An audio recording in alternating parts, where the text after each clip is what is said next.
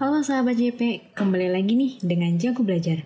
Nah, podcast kita kali ini mau mendengar salah satu mahasiswa Indonesia yang sedang menjalani kuliah online di Universitas Nottingham, Inggris. Biar nggak terlalu lama, yuk kita bahas. Halo, nama saya Dwi. Saya dari Makassar, tapi sekarang saya tinggalnya di Nottingham, Inggris. Saya alumni dari Psikologi Unhas angkatan 2012 dan saat ini sekarang melanjutkan studi master di Work and Organizational Psychology University of Nottingham, kota Nottingham, negara Inggris. Jadi saya akan sedikit berbicara tentang bagaimana keadaan wabah COVID-19 di Nottingham ini. Pertama, kasus pertama terinfeksi itu ada di kasus terinfeksi itu ada di bulan Februari. Kasus terinfeksi di UK ya, mulai ada di Februari. Kalau di Nottingham sendiri mungkin kayaknya awal Maret deh. Terus angkanya mulai terus naik. Kurvanya naik terus sampai sekarang. Bahkan angka kematian itu sudah 12.107 orang yang mati karena COVID-19 dengan mortality rate 12,9%. Jadi angkanya naik terus ya. Naik terus. Nah, karena angkanya naik terus, maka pembelajaran pun diubah menjadi sistem online teaching. Mulai dari tanggal 23 Maret itu sudah diberlakukan online teaching. Jadi tidak ada tatap muka sama sekali karena kita masternya cuma 1 tahun di sini. Jadi sudah total online teaching. Bahkan exam pun diganti menjadi tugas esai. Seperti itu, jadi tidak ada lagi yang tatap muka. Bimbingan disertasi pun online. Seperti itu. Jadi ada cerita lucu di balik online teaching ini. Awalnya waktu itu kita diberitahukan tanggal 13 Maret. Jadi tanggal 13 Maret ini kita diberitahukan kalau mulai online teaching itu 2 minggu depan. 2 minggu depan ya, berarti sekitar pokoknya 2 minggu depan ya.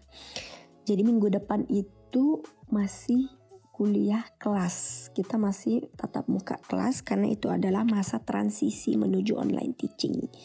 Jadi minggu depan tetap kuliah kelas dan 2 minggu depan baru online teaching. Tetapi sehari sebelum kita supposed to perkuliahan pertama di minggu awal Tetapi sehari sebelum kita yang harusnya kuliah kelas itu, yang di masa transisi itu, sehari sebelumnya kita di email oleh dosen yang mengajar mengatakan bahwa mohon maaf, kuliah besok ditiadakan karena saya perlu self quarantine 14 hari. Langsung teman-teman semua di grup kelas pada panik. Weh, kalian terima email ini? Ya. Kenapa dia sakit? Kenapa dia harus isolasi diri 14 hari? Kena corona. Weh, heboh lah. Udah, aku tidak mau lagi datang kuliah untuk minggu ini. Tidak mau. Saya tidak mau datang besok dan seminggu ini saya tidak mau datang kuliah. Ya, begini. Sudah tidak ada yang mau datang kuliah seminggu itu. Dan akhirnya karena begitu langsung tiba-tiba saja online teaching. Jadi tidak ada yang namanya masa transisi lagi. Tiba-tiba saja langsung online teaching. Minggu itu langsung online teaching.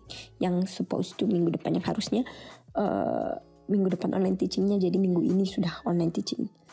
Sebenarnya sedih juga karena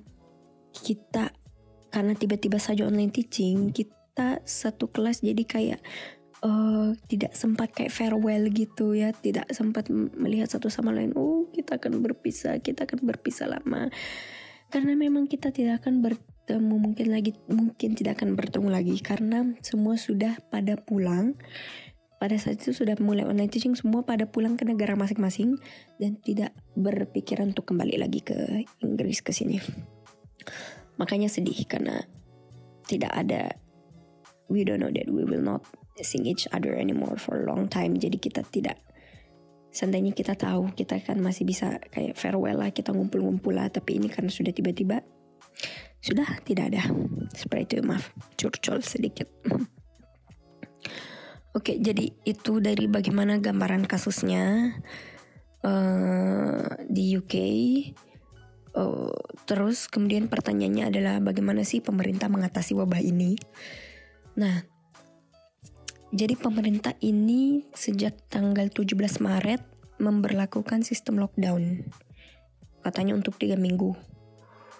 Tapi ya, pertanyaannya kenapa sih walaupun udah lockdown angkanya naik-naik terus? Karena lockdownnya terlambat. Bahkan banyak video-video orang-orang UK bikin, kalau di luar negeri sudah pada lockdown, di Italia lockdown, di mana Spain lockdown, apa segala macam lockdown, sedangkan UK masih tetap saja cuma disuruh cuci tangan sambil menyanyikan happy birthday. Sebenarnya intinya cuci tangan lama ya. Kalau mau cuci tangan dengan nyanyi lagu lain juga boleh. Jadi gitu. Jadi di awal kita cuma dianjurkan untuk cuci tangan aja. Nyanyi happy birthday, cuci tangan, udah selesai gitu aja. Tapi ya karena angkanya naik terus, bahkan Perdana Menteri UK Boris Johnson sudah kena positif COVID-19.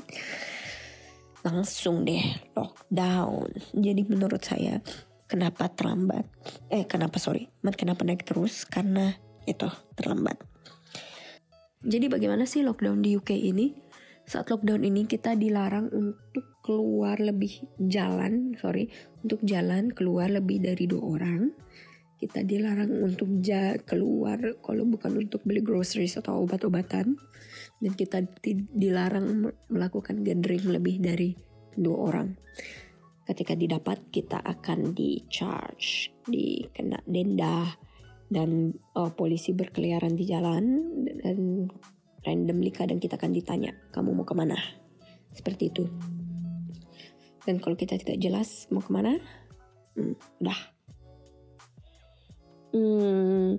Selain itu, saat lockdown ini juga supermarketnya itu diberi batas jumlah pengunjung. Jadi ada satpam di luar yang menahan pengunjung dulu, jangan dulu masuk sampai oke, baru lakukan setelah dibilang oke, baru kita boleh masuk. Jadi kita ngantri di luar, ngantri pun berjarak 2 meter. Dipanggil masuk, di dalam pun harus berjarak. Jadi walaupun misalnya kita tinggal serumah 2 orang, kita jalan berdua, kita harus masuk satu-satu. Kita harus masuk satu-satu dan kita harus berjarak. Begitu intinya, kita harus berjarak satu sama lain. Nah, ya jadi seperti itu bagaimana gambaran lockdown, pemerintah mengatasi COVID-19 dan lockdownnya bagaimana. Selanjutnya bagaimana sih kalau WNI merasakan gejala-gejala COVID-19 ini. Jadi ketika kita merasakan gejala COVID-19, sebenarnya WNI dan bukan WNI sama aja sih. Kita disuruh untuk self quarantine 14 hari. Kita harus isolasi diri 14 hari. Dan kalau lewat 14 hari baru kita memang bisa panggil ambulans. Sebenarnya ya sistem kesehatannya pun di sini sebenarnya memang begitu parah, baru kita ke dokter. Jadi kalau kita cuma batuk sedikit, pilek sedikit, demam sedikit, dokter cuma bilang istirahat aja. Gitu, kita baru terkapar, barulah kita ditangani. Makanya di sini teman-teman menganjurkan untuk jaga kesehatan, karena kalau kita batuk, pilek, sakit, kita cuma disuruh istirahat. Ya, jadi seperti itulah. Terakhir pesan-pesan saya untuk milenial, tolong social distancing. Saya tahu mortality rate-nya rendah, tapi coba bayangkan begini, kalian diberi sebungkus permen, isinya 100 permen, tapi 3 diantaranya bisa membunuh, bisa langsung bikin mati. gitu kan. 3% dari bungkusan permen itu bisa bikin kamu mati. Kamu masih mau gak terima permen itu? Enggak kan? Jadi seperti itu. Jadi seperti itulah analoginya. Jadi tolong social distancing. Kedua, ya mungkin teman-teman banyak berpikir, ya gak apa-apa kalau aku kena corona, aku corona. Kalau aku mati, ya mati. Ya gak apa-apa, gak masalah. Tapi yang masalah kalau kalian menularkan, teman-teman menularkan. Kita pulang ke rumah, ada keluarga, kita bisa menularkan keluarga. Kita jalan di luar, kita bertemu keluarga orang lain, kita menularkan kepada keluarga orang lain. Dan seperti itu terus. Jadi, it's not just about yourself, it's not just about ourselves, tapi kita harus juga memikirkan lebih empati. Bagaimana orang lain bisa juga kena kalau misalnya kita kena. Jadi seperti itu. Pesan untuk milenial, tolong social distancing dan lebih empati terhadap sesama karena ada keluarga yang perlu kita jaga. Oke, sekian dari saya. Terima kasih.